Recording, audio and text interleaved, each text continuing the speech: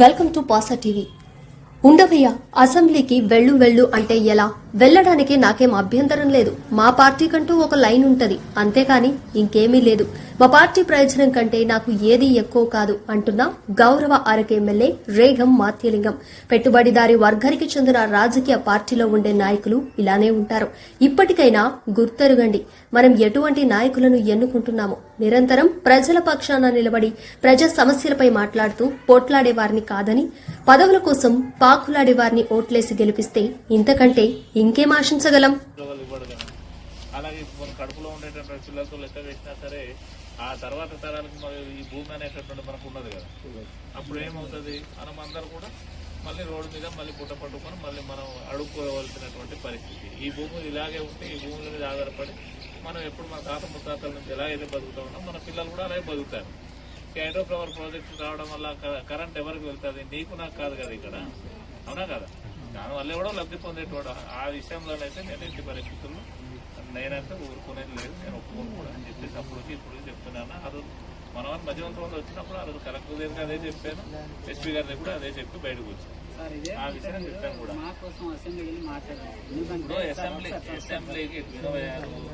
అసెంబ్లీకి వెళ్ళు అని చెప్పి అసెంబ్లీకి మా పార్టీకి ఒక స్టాండ్ ఉంటుంది.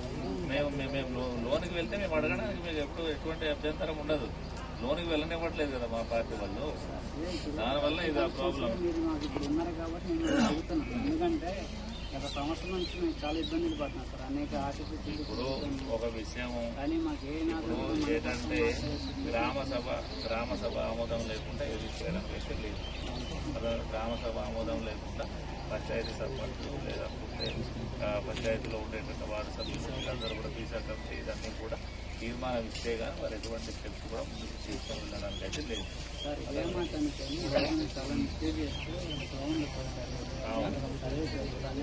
మేము ఆ విషయము హరికి ఎన్నిసార్లు అడిగాను, ఏంటని పరిస్థితి అని చెప్పేసి అంటే హరిపోయి చాలాసార్లు చెప్పాను సార్, ఇలా రాత్రిపూట కూడా అని చెప్పేసి అంటే అదే విషయం కలెక్టర్ గారితో చెప్పాము, ఎస్పీ గారితో కూడా చెప్పాను.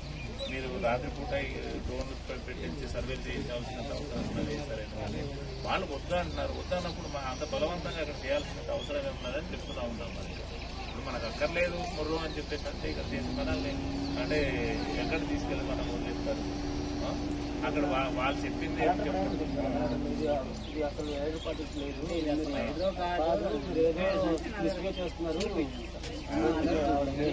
లేదు, వాళ్ళు మనకు తీసుకొచ్చి అది ఎవడో ప్రైవేట్ వాడికి తీసుకొచ్చి చూపిస్తే నాకేంటంటే మన దుమ్రి వలస ఇల్లు కొన్ని మునిగిపోతున్నాయని చెప్పేసి 2-3 ఇల్లు కూలిపోతున్నాయని చెప్పేసి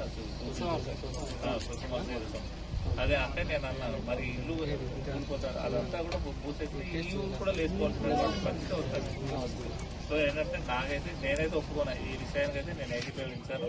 ఎట్టి పరిస్థితుల్లో నేను మీ పక్షానే ఉన్నాను తప్ప నాకు అవసరం లేదు. ఏంటంటే మీరంతా బాగుంటేనే కదా మీ దగ్గర నేను వచ్చేది, అవునా కదా? సో వాడైనా ఏమంటాడు, మీకు ఇంత ఇష్టం అంత ఇష్టమని చెప్పినా చెప్తారు. కానీ నేను ఒక్కడు బాధపడతాను కానీ మీరందరినీ సర్వనాశనం చేసేది నేను నాకు ఒక్కడు వల్ల కదా. కాబట్టి ఏంటంటే మీరు నా విషయంలో ఎక్కడ కూడా ధైర్యపడవలసిన పని లేదు. మీరు ఎక్కడ రమ్మంటే నేను అక్కడ వచ్చి మీతో పాటు కూడా ధర్నా కూర్చోవడానికి నేను సిద్ధంగా ఉన్నానని తర్వాత తెలియజేస్తాను. మీరు ఎప్పుడు కూడా నేను మీ మనిషిని, మీరు అంతా ఉండేది నేను ఇస్తాను ఈరోజు. అదే నేను ఇస్తాను ఈరోజు. అది మీరు నా విషయంలో ఏది ముందేంటంటే మీరు అందరూ ఉంటే ఈ రోజు ఏంటంటే మనకు ఆ భూమి కొద్ది గొప్ప ఉండబట్టి ఈరోజు మన తాత ముత్తాతల నుంచి మనం 60 వస్తూ ఉన్నాం కాబట్టి ఈరోజు మనకు భూమి ఉందని చెప్పుకుంటున్నాం.